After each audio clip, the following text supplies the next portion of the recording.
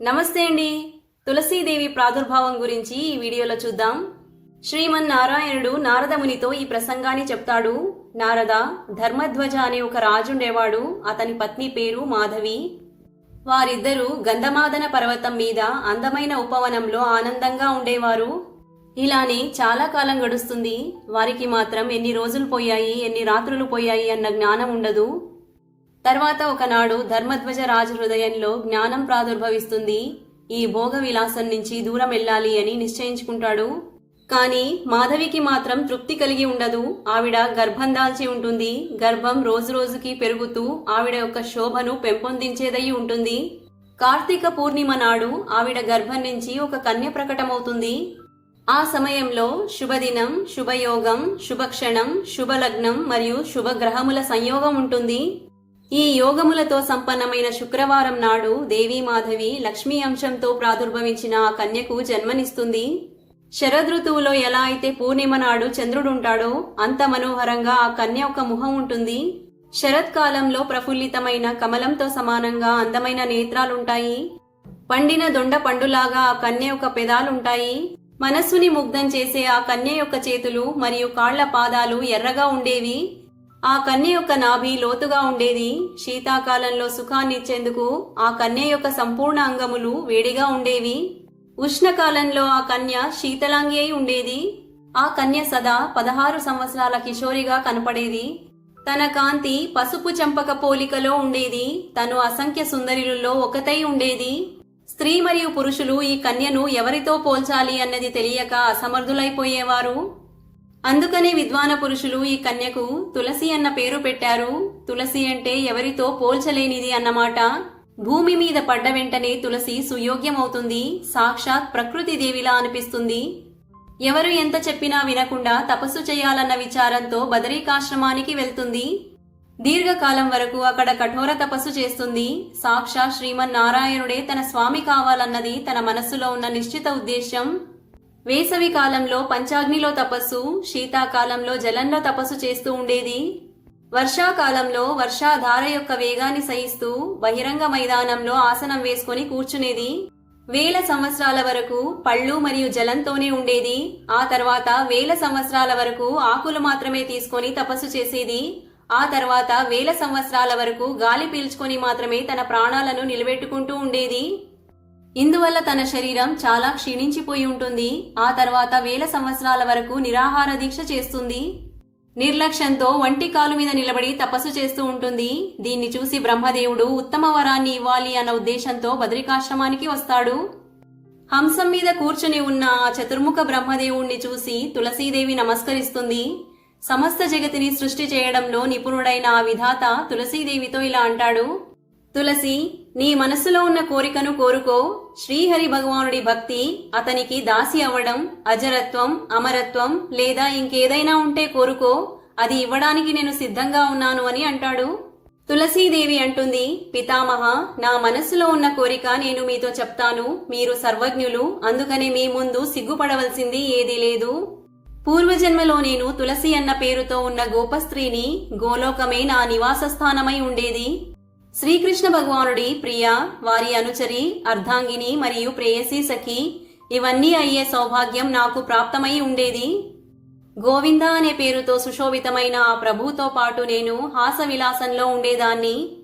కాని అప్పటికీ ఇంకా నాకు ఆ పరమసుఖంలో తృప్తి కలిగి ఉండదు. అంతలో ఒకనాడు రాసక్రీడలో అధిష్టాత్రి దేవత అయిన భగవతి శ్రీరాధ రాసమండలానికి వచ్చి రోషంతో నన్ను, నువ్వు మానవ యోనిలో జన్మించుగాక అని శపిస్తుంది. ఆ సమయంలో గోవిందుడు నాతో అంటాడు, దేవి, నువ్వు భారతవర్షంలో ఉంటూ తపస్సు చెయ్యి. బ్రహ్మదేవుడు వరమిస్తాడు. నా అంచి మరియు చతుర్భుజ స్వరూపంలో ఉన్న విష్ణు భగవానుణ్ణి నువ్వు పతి రూపంలో పొందుతావు.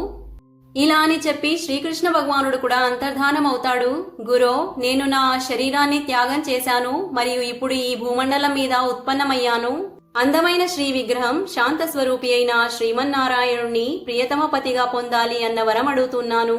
మీరు కృప చేసి నా అభిలాష పూర్తి చేయండి అని అడుగుతుంది. బ్రహ్మదేవుడు అంటాడు, శ్రీకృష్ణ భగవానుడి అంగంలో నుంచి ప్రకటమైన సుధామ అనే పేరుతో ఒక గోపబాలుడున్నాడు. అతను కూడా రాధ శపించడం వల్ల ఈ భూమండలం మీద ఉత్పన్నమై ఉన్నాడు. శాపగ్రస్తుడైనందువల్ల ధనుకులంలో అతను ఉత్పన్నమయ్యాడు. శంఖచూడ అనే పేరుతో ప్రసిద్ధిగాంచినవాడు. త్రిలోకములలో అతనికి మించిన వారు ఎవరూ లేరు. ఆ పరమ తేజస్వి సుధామను సాక్షాత్ శ్రీకృష్ణ భగవానుడి అంశమని అంటారు. ఈ సమయంలో అతను సముద్రంలో నివసిస్తూ ఉంటాడు.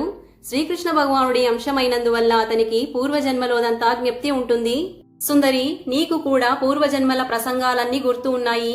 ఈ జన్మలో శ్రీకృష్ణ భగవానుడి అంశమైన ఆ సుధామ నీ పతి అవుతాడు. దాని తర్వాత శాంత స్వరూపి అయిన ఆ శ్రీమన్నారాయణుడే నీకు పతి రూపంలో ప్రాప్తమవుతారు. కానీ లీలావశంలో వారే నిన్ను శపిస్తారు. నీ కళను కోల్పోయి వృక్ష రూపంలో భారతవర్షంలో ఉంటావు. కానీ సమస్త జగతిని పవిత్రం చేసే యోగ్యత నీకు ప్రాప్తమవుతుంది. సంపూర్ణ పుష్పాలలో నువ్వు ప్రధానమవుతావు. తన ప్రాణాల కన్నా ప్రియమైన దానివని విష్ణు భగవానుడు భావిస్తాడు. నువ్వు లేకుండా విష్ణు భగవానుడి పూజ నిష్ఫలమని అర్థం చేసుకోవాలి. బృందావనంలో వృక్ష రూపంలో ఉన్న సమయంలో నిన్ను వృందావని అని అంటారు. నీ నుంచి ఉత్పన్నమైన తులసి పత్రాలతో గోపస్త్రీలు మరియు గోపబాలుల ద్వారా మాధవుడి పూజ సంపన్నమవుతుంది. నా వరం ప్రభావంతో వృక్షాల అధిష్టాత్రి దేవతవై నువ్వు గోపరూపంలో ఉన్న శ్రీకృష్ణ భగవానుడితో పాటు స్వేచ్ఛాపూర్వకంగా నిరంతరంగా ఆనందాన్ని పొందుతావని బ్రహ్మదేవుడంటాడు. బ్రహ్మదేవుడి ఈ అమరవాణిని విని తులసి నవ్వుతుంది. మనసులో హర్షిస్తూ బ్రహ్మదేవుడికి ప్రణామం చేసి ఇలా అంటుంది: పితామహ, నేను మీకు నిజం చెప్తూ ఉన్నాను. 2 భుజాలతో శోభాయమానంగా ఉన్న శ్యామసుందరుడైన శ్రీకృష్ణ భగవానుడిని పొందాలన్న అభిలాష చతుర్భుజ రూపంలో ఉన్న శ్రీహరి భగవానుడి కోసం లేదు. కాని ఆ శ్రీకృష్ణ భగవానుడే ఆజ్ఞాపించాడు గనక నేను శ్రీహరి భగవానుడిని ప్రార్థిస్తాను. అహో, నాకు ఆ గోవిందుడు పరమ దుర్లభమైపోయాడే. భగవన్, నేను ఎలా అయినా సరే ఆ గోవిందుణ్ణి మళ్లీ తిరిగి పొందాలి. అలా వరం ఇవ్వండి. అలానే ఆ రాధ గురించి ఉన్న నా భయాన్ని దూరం చెయ్యండి. ఇలా అని తులసి అనడంతో బ్రహ్మదేవుడంటాడు: దేవి, నేను నీకు రాధా షోడశాక్షర మంత్రాన్ని ఉపదేశిస్తాను. దీని నువ్వు హృదయంలో ధారణ చేసుకో. నా వరం ప్రభావంతో నువ్వు రాధకి ప్రాణానికి సమానంగా ప్రియమవుతావు. అలానే గోవిందుడికి ఎలా రాధ ప్రేయసియో అలానే నువ్వు కూడా గోవిందుడికి ప్రేయసి అవుతావు అని బ్రహ్మదేవుడంటాడు.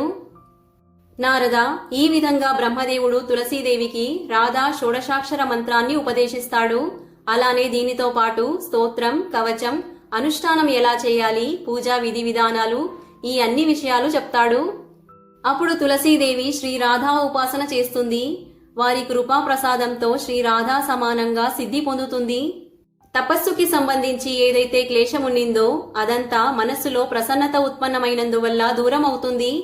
ఎందుకంటే ఫలం సిద్ధించినప్పుడు మనుషులలో ఉన్న దుఃఖం ఉత్తమ సుఖ రూపంలో మారుతుంది.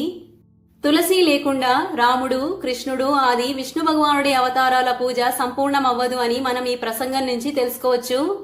కొన్నిసార్లు ఎంత ప్రయత్నించినా తులసి దొరక్కపోతే స్వామివారికి మానసిక రూపంలో తులసిని సమర్పించి పూజని కంప్లీట్ చేసుకోవచ్చు.